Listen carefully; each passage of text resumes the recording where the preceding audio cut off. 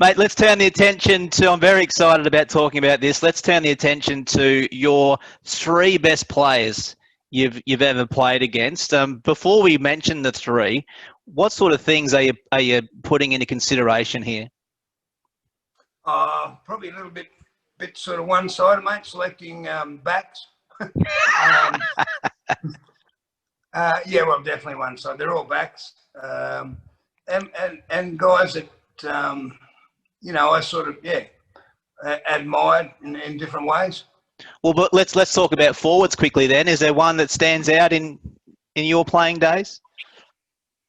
No, but I remember I was born in St George, so my favourite team was obviously St George out West Queensland. I was born. Used to like Stevie Slippery Morris and Rocket Reddy were my two favourite players back in the day. I mean, I can't remember that I played against Rocket. Would have been close because the winds, big wind fellow was there.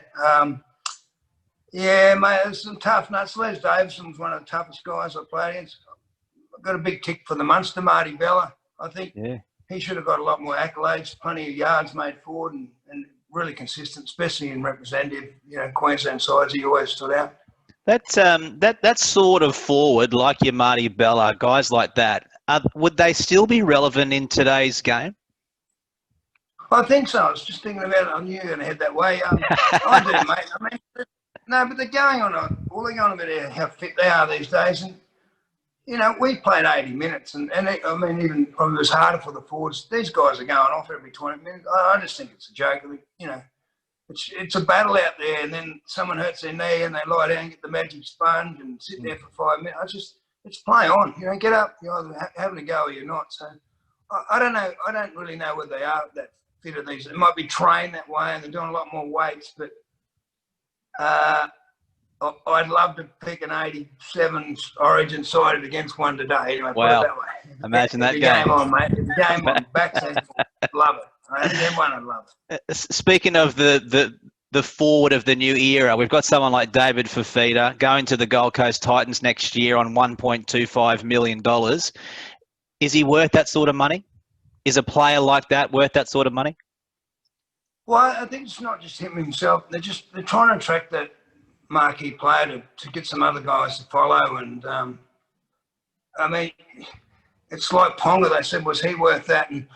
And most definitely last weekend to watch him play. I think a few weeks ago he's going a bit ordinary, but he shone last week, and as a result, Newcastle are lifting every improving over the year. So I definitely think so. Yeah, for sure. And it is changed, like you say, from the Munster to the bigger, stronger guys. But now it's getting to the not only bigger, stronger, they're getting more mobile. Agile, fast. Yeah, sidestepping and beating fullbacks, and they don't. The old days, you just do your best as a front row and try and run over the top of them. Now they just try and run around them.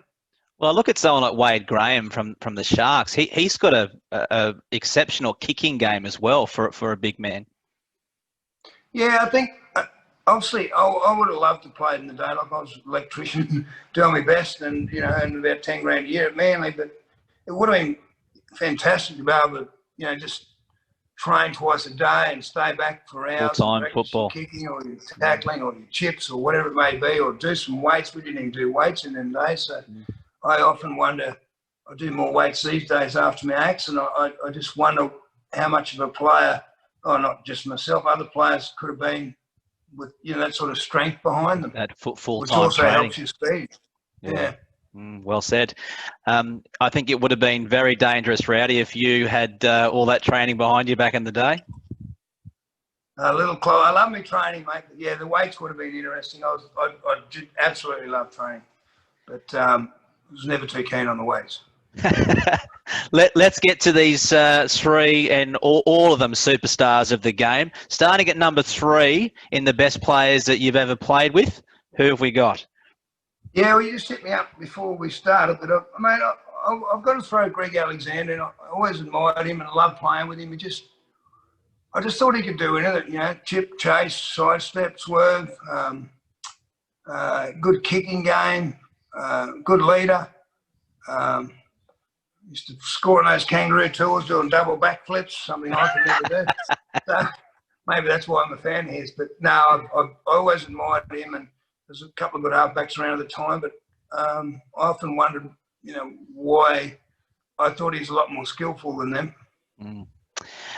Speaking of skillful halfbacks, there wasn't too many better than this guy, number 2 in your list, Alfie Langer. Oh, better put him at the 1, mate. Don't put a cockroach on top. Really? You want to put him at 1? Yeah, why not? Yeah, I don't think he'll be too happy otherwise. Number 2 then is, as you say, one of the greatest New South Wales halfbacks in Brett Kenny. Yeah, it was when I was growing up at the time. Obviously, Wally, you look back now that they're doing stats and they go back through his history and some of these, Johns and whatever. Wally's just carved them up all over the field with meters and kicks and tackles and that. But Wally, it wasn't really, when I was in Sydney, it was Brett Kenny who was, playing for Para Manly. They were good battles. And he was one of those few players, and don't really even see it that much now, who had a swerve, I suppose. He didn't really step. He could step, but he had this swerve. And I was a big fan of his. But, I'm not taking anything away from Wally, but as I said, I used to play against him, and Brisbane come into the comp later, but I've probably just gone with the initial guys that I did play against.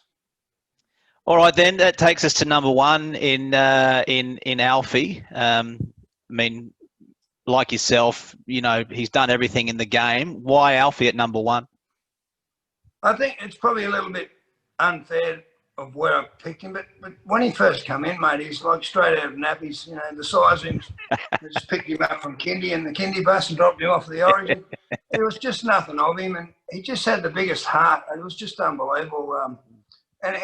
And to knock him down, the old Cumberland throw, he worked it out. He couldn't tackle, they were too big, and he threw him over the side of his leg, and, he just grew from there, not height-wise, but in his football skills and kicking game and leadership, and ended up captaining, the Broncos with premierships and Origins, so, and just a good bloke to boot. Mm. How do you think he'd be going at the moment? I don't want to keep coming back to the Broncos of today, but as one of their assistants, how do you think Alfie's dealing with this situation? He's probably out having a drink, mate. Making the most of the moment. I don't know. You'd have to feel like you let the guys down big time. He loves a good time, but he's always been a bit of a team man. I don't know the exact full situation, ain't what I've read again, but it sounds like it's all true. You'd have to be disappointed in yourself, but it's not the end of the world. But I suppose, again, it could have crippled the whole game, and it's more myself at the moment thinking of not going out too often, if at all.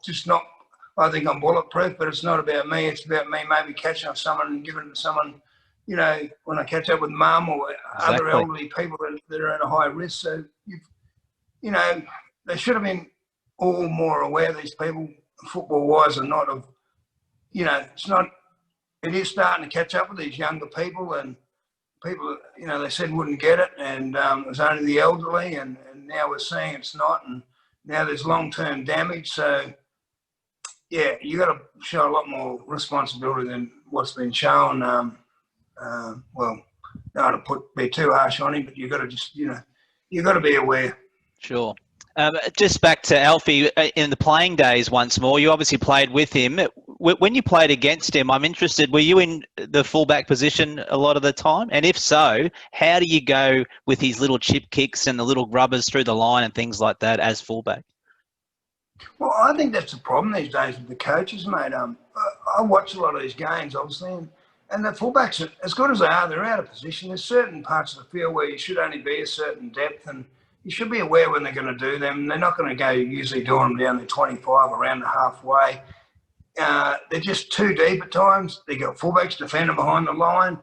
But back to your question, yeah, it's easy to watch, and I notice a lot of fullbacks don't keep an eye on this too. You should be watching their main kickers. Usually got one or two, and you see them 2 or 3, 4 tackles even before setting stuff up, and you know where they're heading and who's going to be doing the kick, and it's something that I'm sure fullbacks, even at this level, are missing. They're not aware and keeping their eye on those key playmakers, especially the kickers, the few tackles leading up to that fifth or maybe the fourth or last tackle. It's something that should definitely be coached in on. But so I was pretty comfortable with whoever I was playing and aware of what they could do and what depth to play at, and especially on what sort of part of the field you're defending.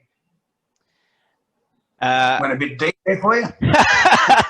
I'm sure there's plenty of fullbacks in the comp that would do well to listen to that. That's for sure. Mate, it's absolutely true. I'm telling you. And I don't know what they're doing defending behind the goal line, because even if they tackle them, they're going to fall over and score. That one just bewilders me. I totally don't understand that. No point. Absolutely no point. But anyway. All right, mate. Well, listen, round 14 starts only a couple of hours before kickoff, Roosters and Storm. As always, Rowdy, great to chat to you. Thanks for your tips. And next week, we might even do a bit of a tour of your place and some of those outstanding jerseys on the wall. Yeah, I've got a few there. I'm not saying, oh, yeah, the frame ones are obviously some of my favourites, and I've got a few loose ones. We have a party or a barbecue that, mates come over and throw them on, have a couple of photos and a bit of fun, and try and tackle each other. And, I'm sure the stories get better and better too, do they? I was going to say, I'm sure the stories get better and better too, do they, as the years go on? Oh, mate, chipped and chased from my in goal, and beat 14 players, even though there's only 12 on the field. Yeah, that's the way it heads. Fantastic. All right, mate, all the best. We'll see you next week. Happy day, safe weekend to one and all.